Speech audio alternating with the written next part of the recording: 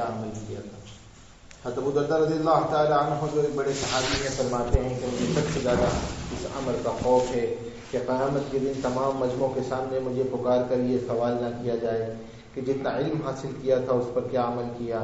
نبی کریم صلی اللہ علیہ وسلم کے کسی صحابی نے دریافت کیا کہ بدترین خلائق کون شخص ہے. آپ نے فرمایا کہ برائی کے سوالات پوچھ لیا کرتے، بھلائی کی باتیں پوچھو. بدترین خلائق بدترین علماء ہیں. ایک حدیث میں ارشاد ہے کہ علم دو طرح کا ہوتا ہے، ایک وہ جو صرف زبان پر ہو، وہ اللہ کا الزام ہے اور گویا اس عالم پر حجت تام ہے. دوسرا وہ علم ہے جو دل پر اثر کرے، وہ علم نافع ہے. حاصل یہ ہے کہ علم ظاہری کے ساتھ علم باطن بھی حاصل کرے تاکہ علم کے ساتھ قلب بھی متصف ہو جائے، ورنہ اگر دل میں اس کا اثر نہ ہو تو اللہ کی حجت ہوگا اور قیامت کے دن اس پر معاوضہ ہوگا کہ اس علم پر کیا عمل کیا. اور بہت سی روایات اس پہ سخت سے سخت وعید کے ساتھ وارد ہوئی ہیں. نبی کریم صلی اللہ علیہ وسلم کا ارشاد ہے کہ جو شخص کسی مسلمان کی پردہ پوشی کرتا ہے اللہ جل شانہ قیامت کے دن پردہ پوشی فرمائے گا، اور جو شخص کسی مسلمان کی پردہ دری کرتا ہے اللہ جل شانہ اس کی پردہ دری فرماتا ہے، حتیٰ کہ گھر بیٹھے اس کو رسوا کر دیتا ہے. بس میرے بھائیو دوستو، اللہ تبارک و تعالی ہم کو اس پر عمل کرنے کی توفیق نصیب فرمائے. کیوں آتا ہے حدیث میں کہ بھائی علم اور عمل دو بھائی ہیں. جب علم آتا ہے تو عمل کو آواز دیتا ہے، اگر اس علم پر عمل آ جاتا ہے تو وہ علم باقی رہتا ہے، ورنہ وہ علم نہیں لایا. تو اصل چیز جو ہے وہ ہے عمل. اور اسی طریقے سے یہ جو حدیث آئی، جو 4 چیزوں کے سوال کے بارے میں ہے، اس میں بھی یہ نہیں پوچھا جائے گا کہ کتنا مال کمایا، بلکہ پوچھنا سوال یہ ہے کہ کس طرح کمایا، اور سوال ہے کہ کس طرح خرچ کیا. اور یہی دین کا مزاج ہے. آپ پورے قرآن کو پڑھتے چلے جائیں، پورے قرآن کے اندر آپ کسب کا صیغہ ہی نہیں ملتا ہے کہ جہاں پہ اللہ نے کمائی کا حکم دیا ہو کہ کماؤ، کسب کا حکم نہیں. اگر کسب کا حکم دیا بھی تو ہمارا وابتغوا من فضل اللہ، اللہ کے فضل کو تلاش کرو.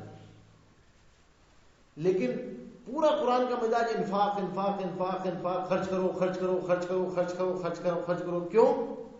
کیونکہ کمائی تو اس کے انٹیگرل فیچر میں پڑی ہوئی ہے، اس کی فطرت میں پڑی ہوئی ہے. یہ ہو نہیں سکتا کہ یہ کمایا ہے. آزمائش وہاں آئے گی کہ کس طرح کمانا ہے، کہاں خرچ کرنا ہے. اپنی ذات پر خرچ کرنا یہ تو اس کی فطرت میں ہے، دوسروں پر خرچ کرنا یہ اس کی فطرت میں نہیں ہے. اس لیے قرآن کا پورا جو مزاج ہے قرآن کا وہ انفاق ہے کہ دوسروں پر خرچ کرنا. اور یہاں پر بھی جو سوال ہے وہ یہ ہے کہ بھائی کمایا کس طرح، وہ کمائی حلال کے راستے سے تھی یا نہیں تھی، اور وہ کمائی کے حلال کے راستے سے آئے گی تو فرمایا کہ یہ کمائی اس کا تعلق انسان کے اعمال کے ساتھ بالکل وہی ہے جو خون کا انسان کے جسم کے ساتھ. اگر خون میں فساد آتا ہے تو وہ جسم میں پھوڑوں کی شکل میں اس کا اظہار ہوتا ہے. جسم میں پھوڑے نکلتے ہیں، جسم میں اظہار ہونا شروع ہو جاتا ہے. تو دیکھنے والا یہ کہتا ہے کہ بھائی اس کے خون میں فساد ہے. تو اگر کوئی آدمی پھوڑوں کا علاج کرتا بھی ہے تو اگلا کہتا ہے بھائی خون کے فساد کو دور کرو، ورنہ ایک پھوڑے کا علاج کرو تو دوسرا پھوڑا نکل آئے گا. اس لیے فرمایا جب کمائیاں حرام کی ہوتی ہیں تو پھر اس کا فساد اعمال کی شکل میں ظاہر ہوتا ہے، تو دعائیں قبول نہیں ہو رہی ہوتی. اور اسی طریقے سے ہمارے استاد حدیث کے وہ فرمایا کرتے تھے کہ جب حرام آتا ہے تو وہ کسی کو پچھتا نہیں ہے. وہ یا تھانوں کی نظر ہوتا ہے، یا وکیلوں کی نظر ہوتا ہے، یا ڈاکٹروں کی نظر ہوتا ہے. اور حرام اور فرما بردار اولاد ایک جگہ جمع نہیں ہوتی. تو گھروں میں اس کا اظہار کیا ہوتا ہے کہ اولاد میں نافرمانی آ رہی ہوتی ہے. تو جب یہ حرام داخل ہوتا ہے اور آدمی کو پتہ بھی نہیں چلتا، بعض دفعہ آدمی کو پتہ بھی نہیں چلتا بھائی معاملات کے اندر کتنی مرتبہ آدمی کاروبار کے اندر تعویذ پوچھ رہا ہوتا ہے، کوئی برکت کی دعا بتا دیں، کوئی مول صاحب تعویذ بتا دیں، اور میراث تقسیم نہیں کی ہوئی ہوتی. تو کیپٹل ایکویٹی حرام کی ہوتی ہے. تو بھائی امام صاحب کا تعویذ کیا کرے گا، ان کی دعا کیا کرے گی جب کیپٹل ایکویٹی حرام، میراث تقسیم نہیں ہوئی. اور یہ ہے مشکل، اس لیے یہ جو سوال ہے اس میں جو معاملات کی لائن کے سوال ہیں وہ مشکل سوال ہیں. اس لیے مشکل سوال ہے کہ آج ہمارا پورا عمومی مزاج ہم سب کا یہ ہے کہ ہم عبادت کی لائن کے گناہ کو گناہ سمجھتے ہیں, معاملات کی لائن کے گناہ کو گناہ نہیں سمجھتے. جس اچھمبی نگاہ سے عبادت ترک عبادت والے کو ہم برا دیکھتے ہیں, معاملات کی لائن کے چور کو اس طرح نہیں دیکھتے. اور ہے یہ دین کا کڑوا باب, مشکل باب بھی ہے. میں تو اکثر آپ حضرات کو سنایا کرتا ہوں, ہم نے کتنی مرتبہ مفتی صاحب سے سنائی یہ بات کہ دیکھو دین زندگیوں میں عبادات کی لائن سے داخل ہوتا ہے اور معاملات کی لائن سے نکل جاتا ہے. یہ کڑوا باب ہے دین کا, معاملات دین کا بہت کڑوا باب ہے. اور معاملات میں اخلاقیات اس سے زیادہ کڑوا باب ہے, مشکل باب ہے, ڈیفیکلٹ چیپٹر ہے.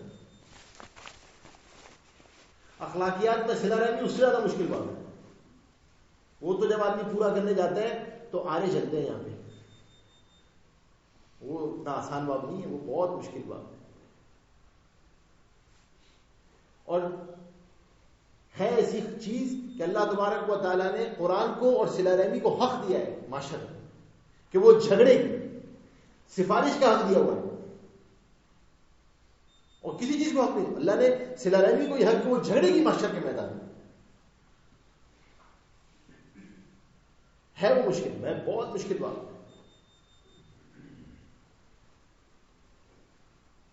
اور فرمایا اس باب کے اندر تو وہ کامیاب ہو ہی نہیں سکتا, اس کے اندر دو بنیادی صفات ہیں وہاں.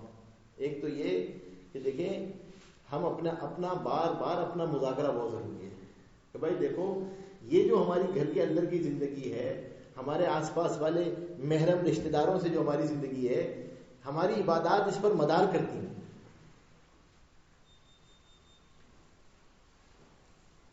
کیونکہ دیکھو نا, آپ پورے ذخیرہ حدیث کو پڑھ جاؤ, پورے ذخیرہ حدیث کو پڑھ جاؤ, پورے ذخیرہ حدیث کے اندر جہاں عبادت کے اوپر فضیلت ہے وہاں جنت کا وعدہ ہے, ضمانت نہیں ہے.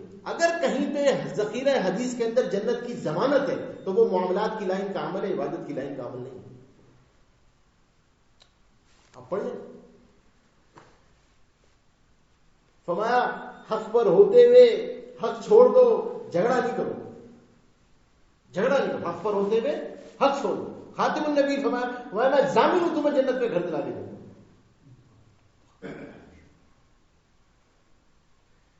آپ حضرات نے حدیث الغار کئی مرتبہ سنی ہے نا, امام بخاری نے اس کی کئی جگہوں پہ جا کے ابواب, وہ جو تینوں لوگوں نے دعا کی ہے, کسی نے اپنی عبادت, اپنا عمرہ, اپنا حج, اپنا روزہ نہیں بتایا نا,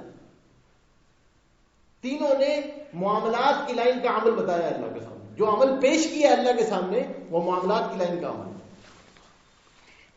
عبادت کی لائن کا عمل نہیں ہے. مشکل بات ہے. اور ہمارا اس کا آڈٹ کیا ہے, اس کی سیلف ایویلیویشن کیا ہے, اخلاق کی.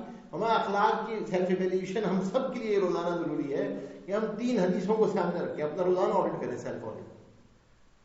کیا ہے ہمارے, جو توڑے اس سے جوڑو, جو توڑے اس سے جوڑو, جو حق نہ دے اسے حق دے دو, اور جو ظلم کرے اسے معاف کرو. یہ میرے آپ کے لیے روزانہ ضروری ہے کہ یہ روزانہ اپنا آڈٹ کر کے سکتے. مسئلہ یہ ہے کہ یہ گھر کی 4 دیواری سے کرنا بہت آسان ہوتا ہے, 4 دیواری کے اندر مشکل ہو جاتا ہے.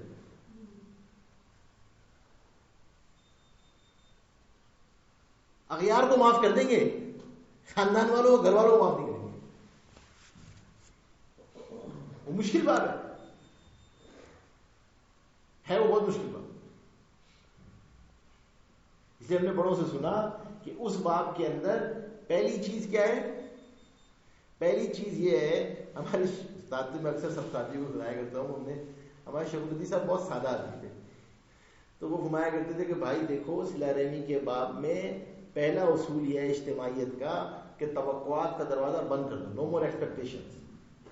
نیکی کر کے دریا میں ڈال دو. ہمارا مزاج تو یہ کہ نیکی کر کے جب تک ریڈیو میں نشر نہ کرتے چین تھوڑی آتا ہے. 10 آدمی کو میسج کریں گے, سر آپ کو وہ مل گیا تھا کیا, کہ آپ کا مطلب جزاک اللہ کا میسج ہی کر دیتے. آپ بتا تو دیتے آپ کو مل گیا تھا کم از کم. پھر جب وہ مجمع میں بیٹھا ہوگا پھر یار آپ کو پسند, یہ گوٹ اٹ, آپ کو پسند آیا وہ مزاج ہے. تو نہیں, توقعات کا دروازہ بند کر دو, نو مور ایکسپیکٹیشن.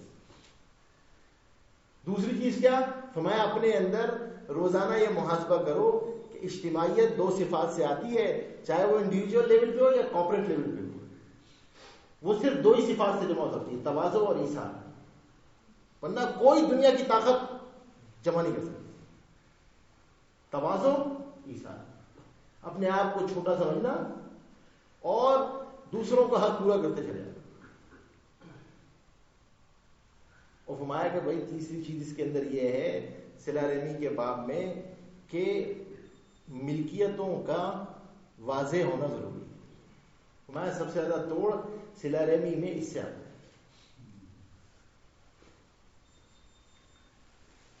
یہ جو ہم جیسے باہر آڈٹ کر رہے ہوتے ہیں نا سپلائی چین والے, یہ کس کی, وہ کس کی, یہ کہاں سے آئی, ٹریسیبلٹی کیا ہے, کام, اللہ معاف کرے گھر میں جا کے کوئی ٹریسیبلٹی نہیں ہوتی.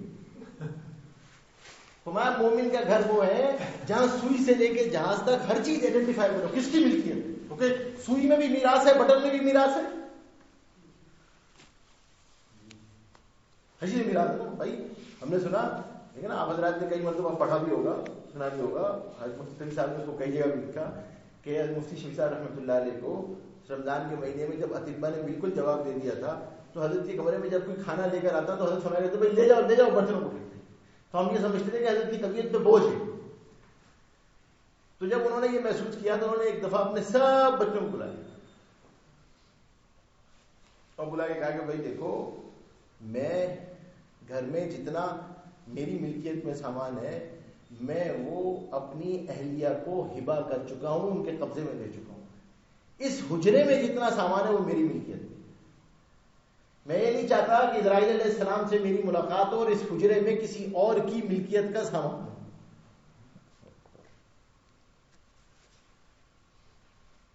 مفتی صاحب حضرت ڈاکٹر صاحب تشریف لائے, جب انتقال ہوا مفتی شفیع صاحب رحمۃ اللہ علیہ کا, حضرت ڈاکٹر الہی صاحب تشریف لائے. تو ہمارے جب حضرت کی طبیعت پہ بوجھ تھا, اثر کا وقت ہو گیا تو حضرت بہت پریشان, بوجھ تھا حضرت کی طبیعت پہ اور نڈھال تھی. تو ہم نے کیا کیا کہ حضرت کی خدمت میں خمیرہ پیش کیا کہ بھائی آپ کھا لیں. تو حضرت نے اس کو دیکھتے کہا کہ یہ نہیں کھانا. تو کھا لیں, ہمارا نہیں ابھی بھائی, ابھی تو میراث تقسیم نہیں ہوئی, اس کو میں ہاتھ نہیں لگا سکتا. پھر فرمایا کہ ہم نے سارے بہن بھائی جمع ہوئے پردے میں, مفتی تقی صاحب نے فرمایا, پھر ہم سب نے کہا کہ ہم سب بالغ وارث ہیں, عاقل بالغ وارث ہیں, ہم آپ کو اجازت دیتے ہیں کہ آپ یہ کھا لیں. پھر وہ ایک چمچی خمیرہ حضرت نے چکھا, ایک چمچی خمیرہ. ایسے اللہ والے جو ہے نا وہ فرمایا یہ ہے صلہ رحمی میں جڑنے کے اسباب. یا تو پتہ نہیں چلتا چیزیں بھائی. ابھی میں آپ کو سناؤں, میں ساتھیوں کو بتاتا ہوں, یہ رمضان گزرا ہے نا, میں نے اس دفعہ یہی کراچی کے اندر, آپ حضرات جائیں اپنی جنوبی افریقہ میں بھی اس کو جا کے دیکھیے گا, شاید آپ کیا واضح ہوتی ہو. ہمارے یہاں تو یعنی ہم نے 4 برادریوں میں جا کے میں نے یہ تحقیق کی کہ بھائی یہ بتاؤ کہ آپ لوگ جو لڑکے والے لڑکی والوں کو سامان دیتے ہیں وہ کس کی ملکیت ہوتا ہے شادی کے موقع پہ؟ تو کسی کو پتا نہیں تھا. انہوں نے کہا بھائی, اور اکثریت کا جواب کیا تھا کہ جب کوئی ایڈورس سیناریو آتا ہے نا, یا تو لڑکی کا انتقال ہو جائے یا لڑکی کا انتقال ہو جائے یا ڈیورس ہو جائے, اس وقت پھٹا کھڑا ہو جاتا ہے. وہ کہتے ہیں وہ جتنے کپڑے دیے تھے نا وہ بھی واپس کرو, برتن دیے تھے وہ بھی. اس کا مطلب یہ کہ عاریتن دیے تھے پہننے کے لیے لڑکی کو, واضح نہیں, ملکیت ہی واضح نہیں تھی, پتہ ہی نہیں تھا کس کو کہنا ہے. اور آدمی کو تحقیق ہی نہیں ہوتی چیز. تو بھائی یہ جو باب ہے صلہ رحمی کا, اپنا جو سیلف آڈٹ ہے وہ مشکل آڈٹ ہے. چار دیواری سے باہر کاؤنٹر پارٹی کا آڈٹ بہت آسان ہے, سیلف آڈٹ بہت مشکل ہے. تو کبھی کبھی ہمیں اپنا سیلف آڈٹ بھی کرنا چاہیے اور اس میں توقعات کا دروازہ بند کرنے کرنا چاہیے اور کاؤنٹر پارٹی کو کرائٹیریا نہیں بنانا چاہیے. کاؤنٹر پارٹی کے ایٹیٹیوڈ بیہیویئر کو دیکھ کے اپنا ایٹیٹیوڈ بیہیویئر نہ بدلیں. اللہ تبارک تعالیٰ نہیں پوچھیں گے مولوی نجیب صاحب آپ کے والدین نے آپ کے ساتھ کیا کیا, آپ کے پڑوسیوں نے کیا کیا, آپ کے اولاد نے آپ کے ساتھ کیا کیا. یہ سوال مجھ سے نہیں ہے. مجھ سے تو یہ سوال ہوگا مولوی نجیب صاحب بحیثیت والد آپ نے کیا کیا, بحیثیت بیٹے آپ نے کیا کیا, بحیثیت شوہر آپ نے کیا کیا. جو اپنے کرنے کا کام ہے وہ کرتے چلے. شیطان یہیں سے ٹریپ کرتا ہے, وہ دوسروں کے عیوب دکھاتا ہے, دوسروں کی غلطیاں دکھاتا ہے. معاملات کی لائن میں سب سے زیادہ شیطان یہیں سے لے کے داخل ہوتا ہے. ہمارا اس کے لیے کیا ہے بھائی, لوگوں کی اچھائیاں تلاش کرتے ہیں. گھر میں داخل ہو کے تو ہم اپریشیٹ کرنا چاہیے. ہمارے ساتھ نہیں, ہم کنجوس ہیں. میں خود اپنی بات بتاتا ہوں, مجھے یاد آتا ہے کہ کبھی ہم بہت شروع کا 84-85 ایک میاں جی کے ساتھ میری تشکیل ہوئی, بہت معیاز رحمۃ اللہ علیہ کے وقت کے لگائے ہوئے. انہوں نے عجیب بات بتائی, کہنے لگے بیٹے یہ یاد رکھنا جس کو واہ واہ کرنی آ گئی نا اس کو تبلیغ آ گئی. جس کو واہ واہ کرنی ماشاء اللہ ماشاء اللہ ماشاء اللہ, کوئی واہ واہ کہ معیاز جو پہلی جماعت گئی تھی نا سنوتی کی, وہ صرف حکا پی کے آ گئی تھی. وہاں پہ بیٹھی تھی, انہوں نے سب حکا پیا تھا, اور مولوی صاحب نے فرمایا تھا انقلاب آ گیا دنیا میں, اور سب کو واہ واہ ماشاء اللہ, اور وہ صرف حکا پی کے آئے تھے. تو ہمارے ساتھ یہ ہے کہ ہم یہ مشکل بات ہے, اس اخلاق مشکل بات ہے. اس کے لیے کیا ہے کہ بھائی ہم اپنا آڈٹ کرتے تھے, اللہ سے مانگتے بھی چلے, اور اپنے اندر یہ صفات مانگیں کہ اللہ تواضع ایثار ہمارے اندر پیدا کرے. تو پھر ہم جہاں بھی ہوں گے, آرگنائزیشن میں ہوں گے تو وہاں اجتماعیت کا ذریعہ ہوں گے, گھر کے اندر ہوں گے تو گھر میں اجتماعیت کا ذریعہ ہوں گے, خاندان میں ہوں گے تو خاندان میں اجتماعیت کا ذریعہ ہوں گے. یہ وہ دو صفات یہ آ جائیں گی تو اللہ تبارک تعالیٰ ٹھیک ہو جائے. اور اخلاقیات کے لائن پہ روزانہ سونے سے پہلے یہ کہ بھائی جو توڑے اس سے جوڑو, جو ظلم کرے اسے معاف, جو حق نہ دے اسے حق دے, جو اپنا کرنے کا کام ہے وہ کرتے چلو. تو اس سے کیا ہوگا کہ یہ معاملات محفوظ رہیں گے. تو فرمایا یہ عبادات کے پریزرویٹو ہیں, عبادات اس سے پریزرو رہتے ہیں.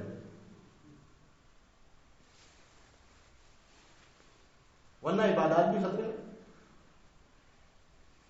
اس لیے کہ جب ہم بعض دفعہ آدمی دوسروں کا آڈٹ کرتے کرتے سیلف آڈٹ سے غافل ہو جاتا ہے, تو ہم اپنا سیلف آڈٹ بھی کرتے چلیں.